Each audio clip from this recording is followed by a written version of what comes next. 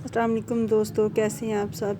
उम्मीद है अल्लाह ताला के रहम करम से ठीक ठाक होंगे और दुआ है अल्लाह ताला आपको अपने घर में खुश और आबाद रखे।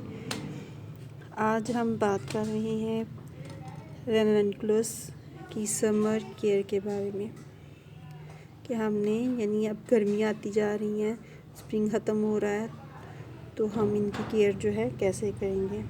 सबसे पहले अगर इसकी हम हिस्ट्री की बात करें तो इसे जो है नवंबर में हमारे यहाँ बीज से तैयार किया जाता है।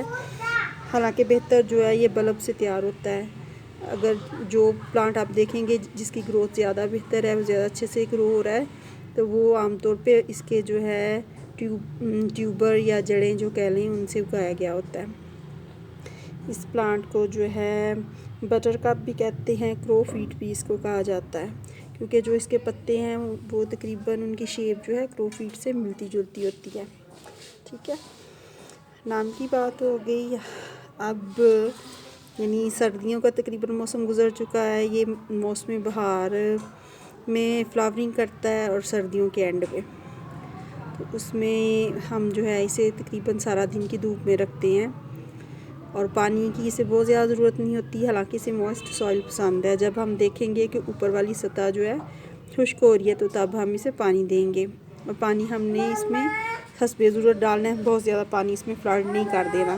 ठीक है, आजकल बात की जाए तो हम जो है ना आजकल जो हम जो है इसे ऐसी जगह मुंतकिल करेंगे जहाँ सुबह जो है 1 घंटे की या आध घंटे की धूप आए, उसमें ही जो है इसके फ्लावर्स जो है अच्छे तरीके से खिलेंगे। ठीक है, और अगर आपके यहाँ मौसम जो है बहुत हद तक गर्म नहीं हुआ, तो आप 2 घंटे की भी सुबह इसे धूप दे सकते हैं। ठीक है, वाटरिंग जो है तकरीबन आपने दिन में 1 बार जो है आप ज़रूर करनी है, ख़ास तौर पे अगर आपका पॉट छोटा है। बड़े पॉट में तो 2 दिन भी आराम से अभी भी गुजर सकते हैं।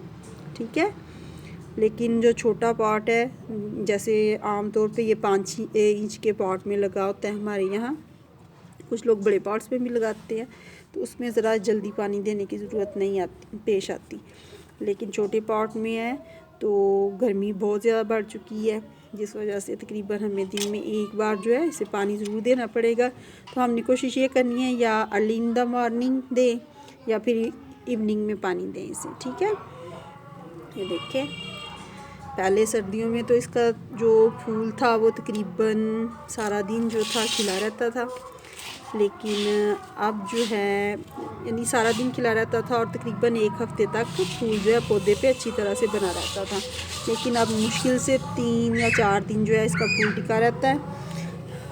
ठीक है, और जो फूल जो है ख़राब हो जाए तो उसे जो है कट कर दें, और कट जो है आपने ये जो पत्ते के ऊपर से करना है, नीचे से डंडी से नहीं करना, क्योंकि इधर से भी जो है न्यू ग्रोथ जो है स्टार्ट होगी और कलियां जो है शुरू होंगी। ठीक है,